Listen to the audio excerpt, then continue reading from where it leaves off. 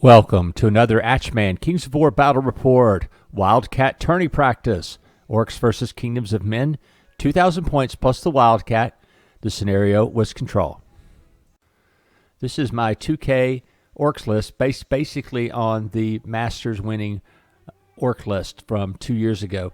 It starts out with 2 regiments of Morax, 5 regiments of Orklings, a horde of Axe with a brew of sharpness, 2 hordes of Great Axe, one with a potion of the Caterpillar, 3 crushers, one with slashing, one with crushing, one with the warbow, a crudger with Gakamax banner and a skull pole and the sacred horn, a crudger with a skull pole, and then a war drum. All the regiments and hordes also have skull poles. I just forgot to note it. Okay, this is Craig's 2,000 point Kingdoms of Men list for the Wildcat, at least what we're experimenting with so far. It's loosely based on the Samuel S. Nordberg list from the Dash 28 article. Starts out with 4 regiments of pikemen, 3 troops of fanatics, a horde of foot guard with the Aegis of the Elohi, a regiment of polearms, 3 generals on winged beasts. I believe they have magic items, but I'm not positive. 2 heroes on horses with indomitable will, and ASB with loot, for a total of 2,000 points. Plus, we use the Wildcat, which will be provided for us during the at that particular event. One thing about my experience with this list is early on, with this list or one similar to it, I ended up playing my friend Polly, and he used 3 big flyers against me, and so I kind of learned to develop. The first game, he absolutely rolled me. I mean, it wasn't even close. And so this time, I go ahead and set up to deal with the flyers. Started out on this end with 1 unit of Orklings. Behind that is one of the Crushers. The Wildcat has Inspiring. It is the special character for the tournament. And so my army is short on Inspiring, so I just stick him on the end of the line here. He does 2 things. He helps support the end of my line, and of course he gives Inspire. The next to them is a unit that I really like. It's just an Axe Horde with a Brew of Sharpness.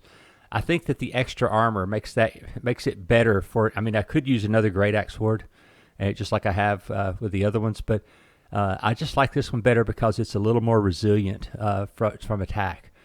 In the very middle, we have 2 regiments of Orklings. Behind them is my first Great Axe Horde, and then in between those is my first Crusher, yes, and then another Great Axe Horde, followed by 2 more units or regiments of Orklings and 2 regiments of Morax. Something I learned from Eric, I put the war drum over there next to the Morax, and also the other Crudger that has Gakamax banner, and then the aura of Wild Charge, and also the horn. And so now I have a 9-inch range for my Wild Charge, and that'll give me an advantage against Craig's army, which is basically the same speed as mine. So I was just kind of hoping that would give me an edge out. I mean, I can't count on that, obviously, against every army, but against another army that's similar to mine, I should have an advantage in that respect. One of the things I learned playing this very same army, as a matter of fact, is the wisdom of not having your generals on winged beast right next to each other. And the reason why is because it's a little easier to block them. Plus, the thing is if like, for example, if I turn toward one of his units, that opens up a flank from one of the other 2 generals on winged beast. So it is really, really hard to deal with them. And there's these certain little crisscross points in your line that you really have to be aware of them. So Craig sends 1 out here on the very end to harass my flank. Next to him is a regiment of polearms. His first hero on horseback. Then I think it's 2 regiments of pikemen, and then 2 more regiments of pikemen. Finally, on the other end is the horde of foot guard plus the I'm sorry, that was just 1 more regiment of pikemen. I apologize. And then both units of 2 units of fanatics. On the very far end is the last unit of pikemen, and then the last general on winged beast, to do the same thing, which is just try to get around my lines and harass me as much as possible. So since Craig's army has no shooting or magic, our turns go really fast back and forth because of that. But we really have to spend our time on spacing and movement. That is where our turn time is. and Craig does a masterful job with that. He does a lot more measuring than I do. I just kind of swag it way too much for, especially if I've had too much to drink. But we won't talk about that. But he brings two of the generals on Winged Beast up. He didn't bring them to max distance because I had moved up units to take their place. And over an interesting thing on the right flank are my Morax, and of course they have Wild Charge D3. Plus, I have the Aura of Wild Charge because they have a die 3+4, so potential of 14-inch charge range. And so Craig really had to be careful of dealing with that particular unit. So that was and he did. He measured everything. I mean, I was out a quarter an inch of everything I wanted to measure. And and we usually, when we're playing with each other, if I found out that he's in, I would say, "Did you mean to be in, or did you not?" And then we just back off each other. So we play pretty friendly with each other, especially when we're trying to do this for practice. And all the time that we try to remind each other for these practice games, of being paying attention to things like that, not just assuming things, especially when you're playing against people that you don't know their army list. Craig's had the benefit of playing against ones very similar to this once before, so it's not a total surprise to him. And since I play basically the army that Craig's playing with, there's really not many surprises in it for me. So my turn, I moved forward with some of the Orclings as fast as I can, and I wanted to get that Great Axe horde up on the hill, just because there's nothing better than just rolling for nothing but ones on anything. So I got them up on the hill. The Orclings were up there with them. Behind the line, the general moved forward there and to give inspiring to his men. Over on the right, I did angle my unit of Morax toward his general on Winged Beast. I also snuck up my Crusher so that if he charged them, I would be on him. I'd be able to charge him with a Crusher. Now, that's not as devastating as you think. But still, you just don't want a bunch of extra swings coming at you when you're doing stuff. On this end, I angled the Wildcat, and you can't see him, but the other Crusher is right there behind the unit of Orclings. If I've got a picture, I'll post it. Though this is in Craig's turn, you can see now where the Crusher was and the Wildcat up there. Craig went ahead and charged one of my units of Orclings with one of his heroes and with his general on Winged Beast. And believe it or not, he did not kill them, and so he is stuck right there.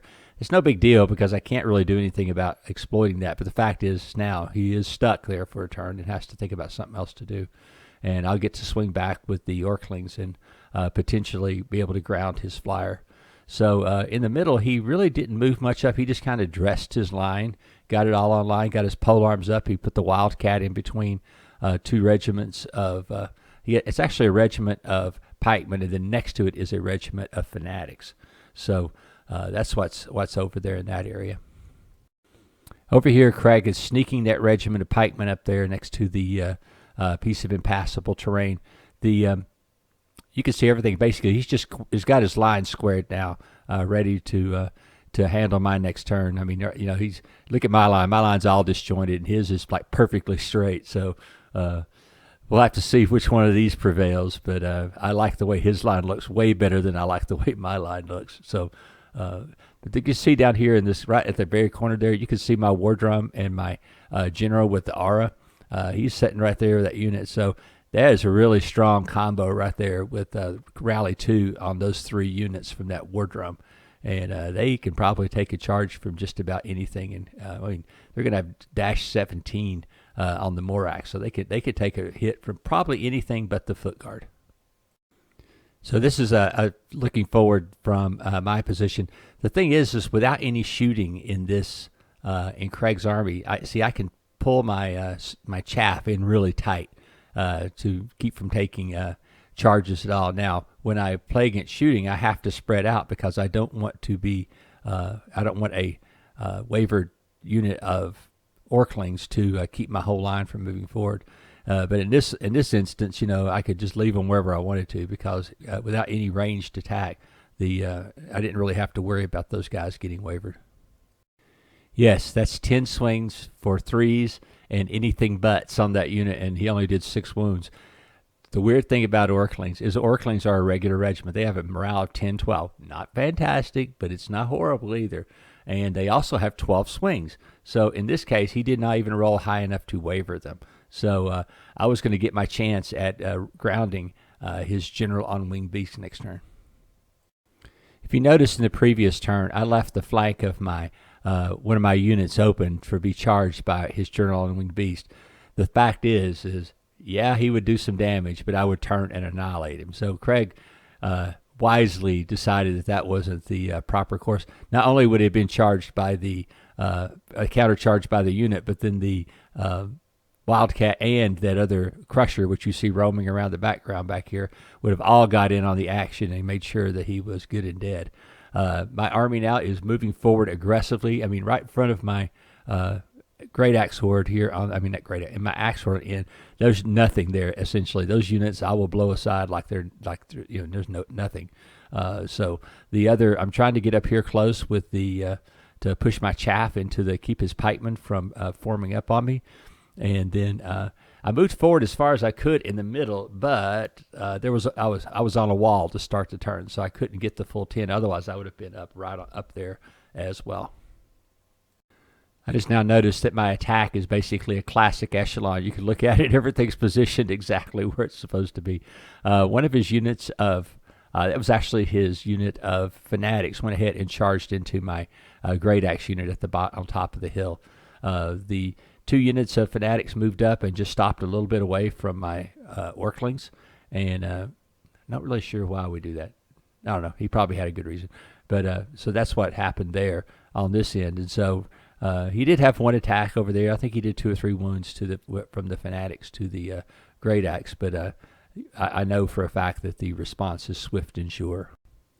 In the bottom right-hand corner here, he went ahead and jumped his general on winged beast over my lines, and I'm not sure. I mean, I looked at this thing even after he did it and talked to him a little bit about it, but I think he just figured out that there was no better place for it to go, because I had him kind of stuck against the table edge with the 14-inch charge on the Morax, and then I had the Crusher over here as well, and so I kind of had him in a spot where and even the general there, the Crusher is there that he's gonna start getting into range as well, to be able to charge anybody that drops behind my lines.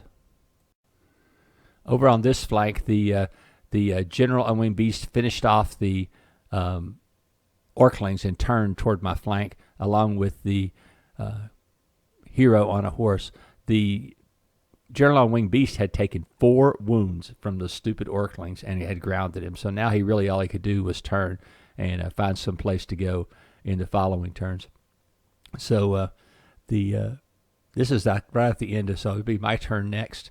I kept looking around. See, I kept looking for angles, and I guess part of the echelon thing actually kind of helped me here. Is he didn't? I mean, yeah, he could come straight into the side of that unit of axe. They're going to turn and kill him. I mean, he knows that. Any of the units that I have here would easily turn and kill a general on a winged beast in one go.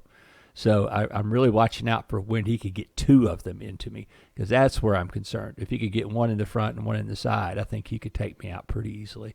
So I'm watching carefully. I'm moving my Crusher around down here, trying to get in position to nullify that as much as possible.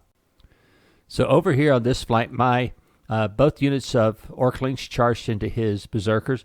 Berserkers are really good, but Berserkers are a true glass hammer. They have no armor to speak of. The Morax came out of the woods and pivoted so that I was straight on to that unit of pikemen.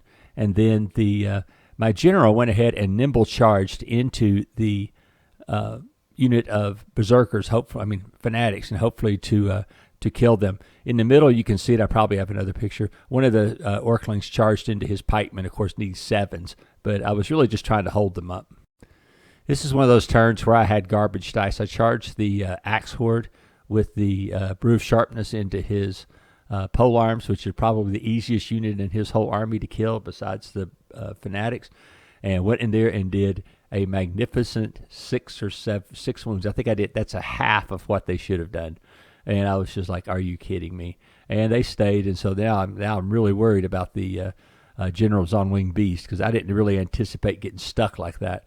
So my heart kind of sunk in my chest just for a second there, thinking about what's going to happen this turn if he could get wound up on me. This is the end of the turn after the melee. I'd done a couple of wounds to the berserkers, fanatics on the left. The one on the right was killed by my general, my Crudger, and then he moved, the Orclings moved up, and he moved back to make it just a little hard to get to him. What's nice about here is you also see that I moved my Crusher up really close to his general on winged beast, so that if he tried to turn and did one of those little 10-inch pivot things, I had him. I mean, he couldn't get away from me there.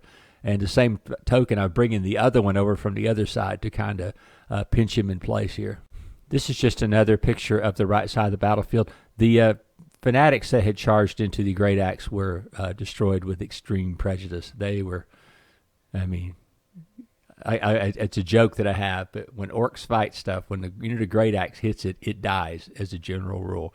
And there are some things that can take a hit from them, but there aren't too many. Yeah, one thing happened that I didn't expect. He charged the general on winged beast and the lone hero into my Wildcat, and probably a good idea because he was the source of Inspire over there. He also charged his general on winged beast into the flank of my Axe Horde, then a regiment of pikemen into the front of my Great Axe Horde, and that's just to keep everything honest there, to keep it all blocked in, so I couldn't double charge anything or make an unexpected charge on him. So his general on the winged beast took over, and I believe he charged into my Crudger Big Axe, and Big Axe was hiding behind one of my units of Great Axe. Everything else, his pikemen had backed up as to not get in range, because you remember I have a potential 14-inch charge range with my Morax unit, and so he backed up wisely to get out of range of that. So yeah, his general on winged beast could see my Crudger over there, and so he could charge it. The problem was he had such a weird angle that he couldn't charge anything else, because he would have had to he couldn't fit in. I don't know why he couldn't charge anything else. Maybe the angle was just wrong, and he was the only guy that was in range there.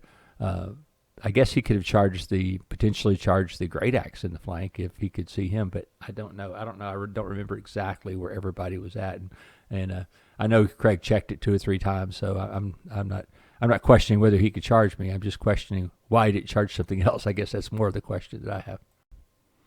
Okay, Craig over here charged his foot guard into one of my units of the unit of Orclings that had killed his fanatics, and then the other unit countercharges and destroys. I didn't really understood why he did that, unless he just thought he needed to blow through them to get to my side of the table for some scoring, because it leaves him very vulnerable on the flank over here from that unit of Morax, and so, like I said, I didn't really understand that charge, but I just was trying to respond, because I thought maybe it had a deeper meaning than I thought maybe it did. So we'll just have to see. Yeah, the Wildcat, he went ahead and shook off. He took 7 wounds, but he shook that off pretty easily from the general on winged beast and the hero. The general on winged beast and the pole arms do significant damage to my unit of axe, but axe are pretty resilient. I mean, the thing was that it was going to be Greg was going to have to make a decision just on the sequencing of things, because I'm pretty sure that I'm going to kill that pike unit next turn, and so if he stays there with his general on winged beast or whatever's in front of me, he's going to die, because it'd just be too hard to get out of the way with only a die 6 overrun. On the right side, Craig had charged his hero into my general, my Crudger Big Axe, and Big Axe is going to fight him down. And then the other unit of fanatics went ahead and charged into my Orclings and just putzed out. They rolled so poorly. I think they had like 4 wounds. So that wasn't going to be good for Craig, just because of that particular. He really needed that unit to die to keep me from double teaming whatever was in front of me. And the big obstacle in my army, as you can see, these traits are humongous. And I probably needed to space out a little bit further to the left or right like I normally do when I get shooting armies. Probably would have helped to not get so jammed up like I did this game. On this flank, I rolled well with my wild charge and was able to flank charge the foot guard. He had just was going to back up, and he rolled like a 1, and I think that was probably the only number that I could that I would have got him, but he hadn't managed to roll it. The berserkers, the fanatics, because of their roll, now they're going to get charged by a unit of Morax and the counter charge by the Orclings. So that's not probably going to turn out very well for that particular unit. The Crusher over here went ahead and charged. I could not see the General on Wing Beast from my angle, so I went ahead and just charged into the hero on a horse. The Wildcat went ahead and countercharged that General on Wing Beast to hopefully put him down. He has 4 wounds on him from the Snotlings, believe it or not. And then the unit of Great Axe charged down the hill, or I don't know if they're actually charging down the hill, but they're on the hill charging down anyway on the unit of Pikemen, which they will annihilate. The Axe unit was ahead and pretty much it'll destroy the polearm unit with ease. And so I've really cleared the flank out over here in this turn. So after I killed the polearms, I went ahead and faced the General on Wing Beast, and I put some blind faith in myself that I could ground that other General on Wing Beast, because as you could see, that would have been a catastrophic thing. I look at it now and I'm thinking, oh my God, as bad as I roll dice sometimes, but 7 swings for 3s and 3s. There's a pretty good chance I'll do 1 wound. It may be all I did, but that's all that matters, is I just didn't want him to be able to fly, because I went ahead and also turned my unit of Great Axe on the hill to turn, just to let him have wide open into my flank from that side too. So anyway, it was a calculated risk, and just wanted to see what happened there, because once I could face that General on Wing Beast, he had really no choice but to jump past me. But hopefully that's the wrong way for him to achieve his objectives during this game. So I have this saying about Generals on Wing Beast. The word is, they are not dragons. They are mini dragons. They are just barely above hero level in some armies, and you need 2 of them to really mess with something. And so that's what Craig did. He went ahead and charged the Wildcat in the flank, and then 1 in the front, and then even the hero, just to make sure that he put the Wildcat down. There's a good reason for that, because he was the last Inspire on that end of the table, because in a previous turn, I think his other General on Wing Beast had killed my general, my other Crudger. So that could have an effect later in the game. You never know. Over here, his Foot Guard went ahead and just countercharged into my unit of Morax and did 7 wounds to him. I think maybe I'd taken, I think I'd taken too many wounds, because for some reason I played them like I play them, which is they have crushing strength. So I probably took a couple of wounds too many, but that's okay. And then his pikemen started moving up behind me, and I was just hoping, man, I got to get rid of these guys in 1 turn, and then turn to face those pikemen. So it's one of those rock and hard places, and there's a big rock right there behind my guys. But pretty good chance that I'll be able to take those guys out on my next turn. So his guys easily killed off my Wildcat, and I think his hero maybe went ahead and killed my Crusher as well. So that was kind of unexpected. Down here, his General on Wing Beast is battling my 2 Crushers behind it, and I'm going to keep him stuck there for a while doing that. My turn, I went ahead and charged into the flank of the unit of pikemen. I was charging into that unit down there in the swamp, and then Craig pointed out that it is hindered and ensnared. 25 for 5s, and it was just going to be my rear end turn to those 2 Generals on Wing Beast. I just took the move back. It was a stupid move compared to trying to break those guys. I didn't need to break those guys at this point in the game. Okay, this picture shows you where they really are. I realized pretty quick that Craig was not going to charge from that side of the table, hindered into the flank of that Great Axe unit. it wouldn't serve him any good right now. He's got that other section on his side of the table, so he's in pretty good shape over there. So I'm just kind of in a holding pattern here to see what happened, and I don't know what's going to happen. So I mean, it's really just depends on where those flyers go, and they're so good they're just so good. I mean, and plus with that one of the heroes, and really this is the core of Craig's army is that hero and those three generals on winged beast, and they are they're occupying and holding up a lot of my army. So everything's just, I mean, I guess to other people I would just be going straight to take those objectives. I mean, to take those table quarters, but with them I can't afford to just let them charge me in the flank or the rear. So over on this side of the table, I hit that unit of foot guard in the rear with a unit of Morax. That is 60 swings for threes. That is a lot of freaking hits. I mean, average is 40. So, and then the guys in the front is a counter charge, so they were hitting on threes as well. And so, I mean, we got to the point where Craig said, hey, there's just too many dice. Just go ahead and roll snake eyes. And, of course, I did. I rolled it, and then I was sitting there, oh, my God. And then his pikeman charged me in the rear on the next turn, and the foot guard charged me back in the front on that one unit. Now, the foot guard were devastated. I mean, there was no way that they weren't. And they were devastated, so they didn't get that many swings. But they still hit on threes, and my armor's only 4. So, and then the guys in the back, Craig had moved his ASB in close, and he was able to bane chant the pikeman, and that was going to spell the doom of my unit. Craig thought he would have a go at the axe horde. He charged his hero, his general on winged beast, and the Wildcat into the horde of axe with the brew of sharpness. The other general on winged beast just moved down here to try to get some unit strength into this table. So he knows that I won't move out of it now, because if I move out of it, then I'll give up I'll give him 2 points. So I had to leave my horde in there. I had nothing small left to leave in there because they were all dead. So he did kind of successfully pin me here with that little maneuver. So I was sitting there talking to Craig, and I said, look, man, you owe me a damn snake eyes. So after he did a humongous amount of damage to my unit of Morax, those 2 beautiful green ones came up and preserved my unit.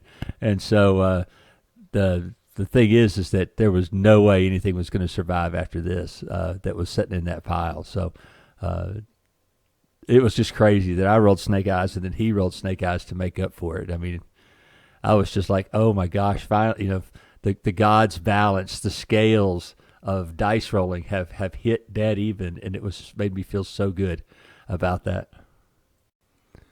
Well, we counted it up and we determined that I won, but I had to blitz out. My daughter was having car trouble, and she was in a panic, so I had to leave. But Craig said that he counted it up, and it was definitely a win for the Orcs.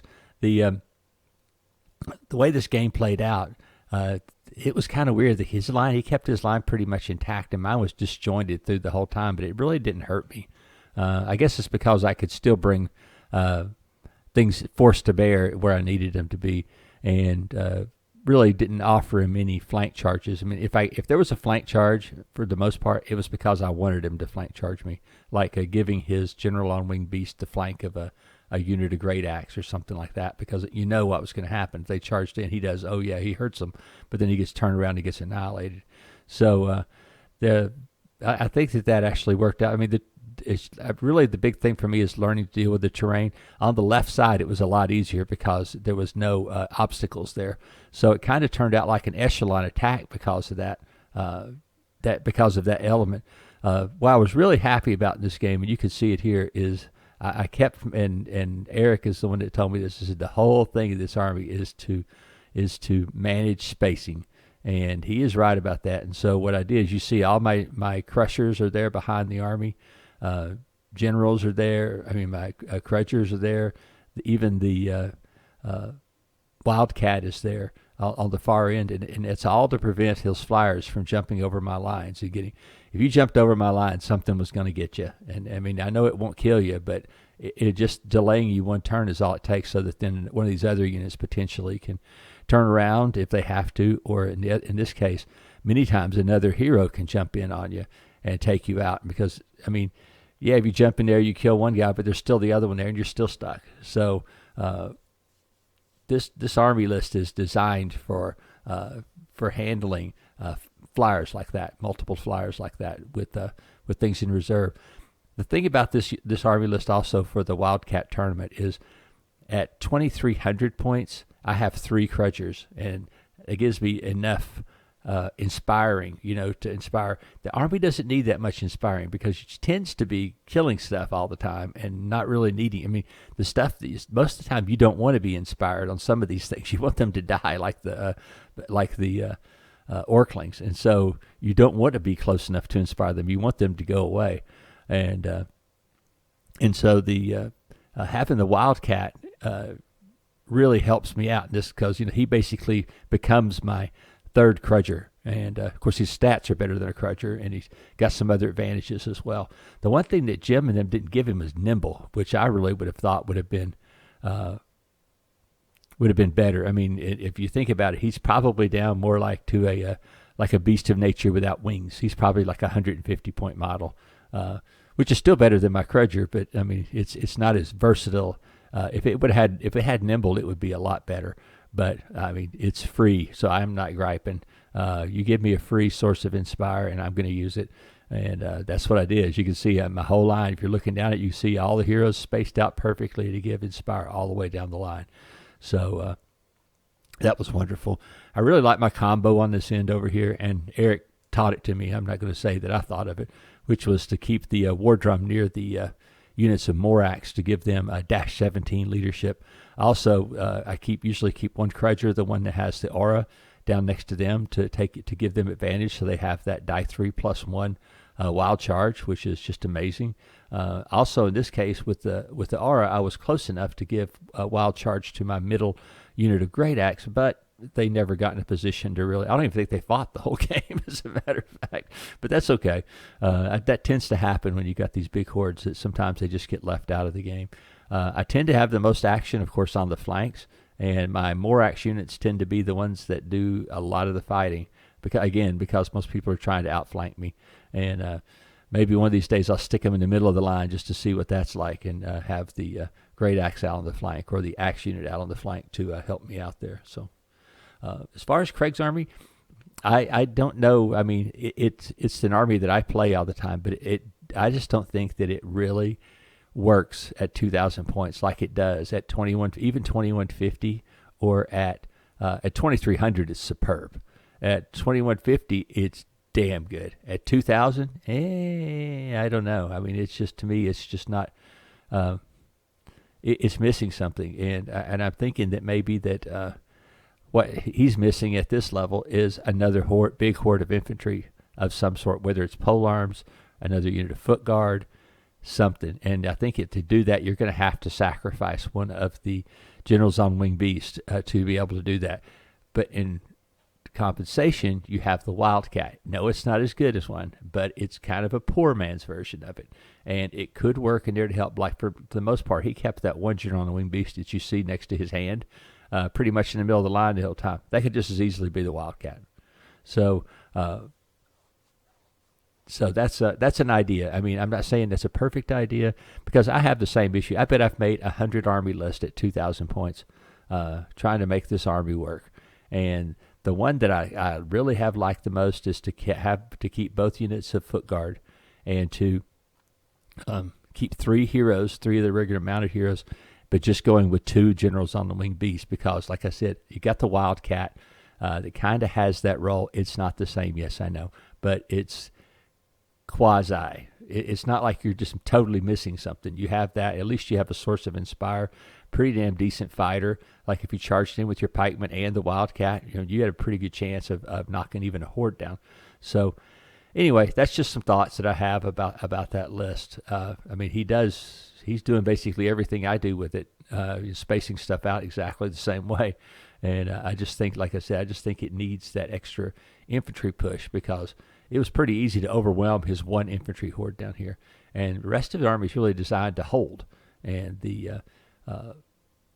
them and the fanatics are the hitting power of the army. So you have to really be, I mean, like I said, it really seemed like it was missing that second horde of infantry. And I don't know what Craig's going to do about it. Instead, he has a regiment of pole arms, but those pole arms are just, I mean, they're just not the same thing as having even a regiment of foot guard would be better, obviously, with the Armor 5 and Elite. And that would work better. But then again, they're more expensive. So I don't know. I mean, like I said, if I knew if there was a perfect answer for it, I would do it. And I'm pretty sure that Sam has told me that his 2K version, he just has one unit of foot guard. And so I just don't think it's strong enough with just one unit of foot guard. I mean, I really like the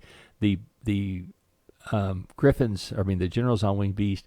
I enjoy that aspect of the game. But in every one of my games, they're not the guys that kill you. It's those infantry guys that eventually coming up. And if you prepare them spaced perfectly, you have a good chance with those infantry guys of ruining somebody's day. So, I don't know. It's something to think about. I'm not going to pontificate anymore. It's just unique that I play both of these armies. And so I have an insight to both of them. And I actually looked at Craig, and because first thing he said to me today was, "I've got you beat before we even start." And I'm looking at my army, and I'm like, "What have I done wrong?" And he actually had me. I kept looking at the table, like staring at a chessboard, because like he saw something that I didn't see, and I'm like, "What the hell?" And he just got in my head, and until about turn 4, I realized that he was just messing with me. But he did get in my head today. I have to admit, just saying that, but because I know how good that army can be, and like I said, I thought maybe he saw me misposition something where his generals on Winged Beast could get behind me and just start raising hell. So anyway, well, Craig, I enjoyed the game. It was a good game, good learning experience for both of us. Always a good way to test out your army. If I wanted to change one thing in my army, I honestly would contemplate dropping one unit of Orclings and my Potion of the Caterpillar, which I despised not having, and getting another War Drum. It's just, the War Drum just makes this army so good. But the chaff and the Potion of the Caterpillar on these really heavy terrain tables, I don't know, man. I think it's worth keeping. So anyway, thanks for the game, Craig. I'll talk to you next week.